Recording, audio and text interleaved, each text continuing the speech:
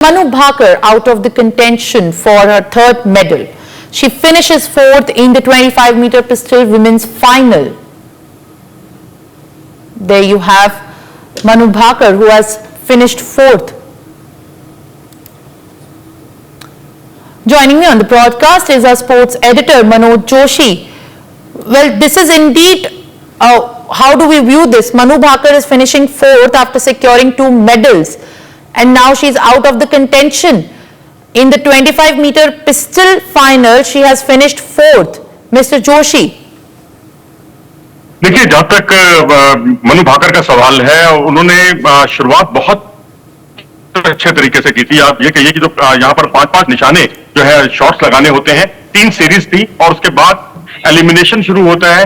वहां वो 7वें स्थान पर उन्होंने शुरुआत की थी। बहुत अच्छी शुरुआत नहीं थी, लेकिन उसके बाद उन्होंने लगातार अपने प्रदर्शन में सुधार किया। फिर वो दूसरी सीरीज के बाद 4थे स्थान पर आई और उसके बाद तीसरी सीरीज के बाद वो दूसरे स्थान पर आ गई।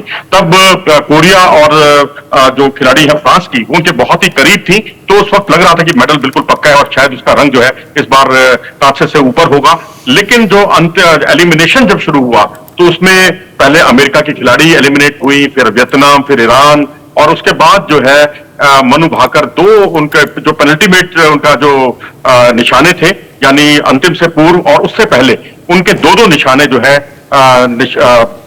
भटकती हुई दिखाई दी। वो सही निशाने नहीं रहे, जिसके फलस्वरूप वो एलिमिनेट हो गई और 4थे स्थान से ही उन्हें संतोष करना पड़ा। तो फिर भी मैं कहूंगा अपने आप में बहुत रिकॉर्ड तोड़ प्रदर्शन, क्योंकि आज तक जो काम कोई भारतीय नहीं कर पाया वो काम उन्होंने किया, वो भी एक ही ओलंपिक में 2 पदक जीतने का कमाल। All right. Now, Mr. Joshi, this in fact is again being understood as some sort of a victory, but the fact of the matter is that she was trying to raise the hope of many. After she has secured 2 medals, it was indeed more of an expectation by millions that she is now going to secure another one. For her third medal, this seems to be like a big setback.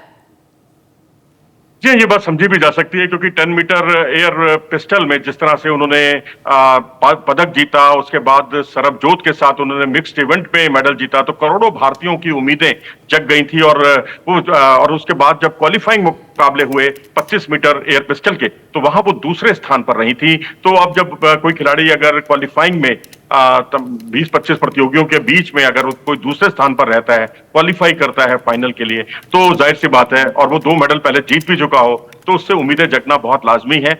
लेकिन बस वही है कि आखिरी में जो 2 उनके निशाने जो लक्ष्य से भटके हुए दिखाई दिए, उससे वो बिल्कुल पदक की होड़ से बाहर हो गई। नहीं तो जिस तरह से उन्होंने एलिमिनेशन से पहले जो तीसरी सीरीज थी, वो इतनी कमाल की थी उनकी कि उन्होंने अपने सभी प्रतिद्वंदियों को पीछे छोड़ा था। एक कोरियाई खिलाड़ी उनसे आगे थी। तो ऐसी स्थिति में मैं समझता हूं कि लास्ट की ये एक सबक रहेगा उनके लिए, लेकिन तमाम दूसरे भारतीयों के लिए भी, कि आपको आखिरी तक मेंटली स्ट्रांग होना है, मानसिक दृढ़ता को बनाए रखना है। लेकिन 2 पदक मैं समझता हूं ये भी तारीफ के काबिल है। जितनी प्रशंसा की जाए उतना कम। इतिहास रच दिया इस खिलाड़ी ने, 2 में पदक जीतना और 1 में फाइनल में पहुंचना।